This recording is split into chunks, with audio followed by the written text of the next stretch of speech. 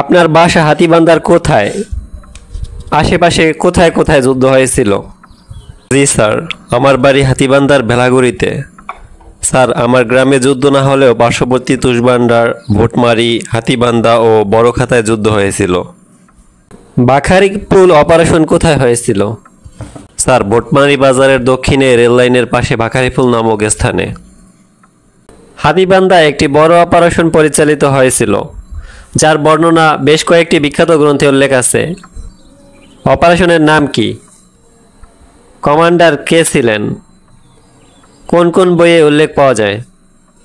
Sir, Barakhata bridge operation commander ছিলেন captain Motiur Rahman বীর উত্তম।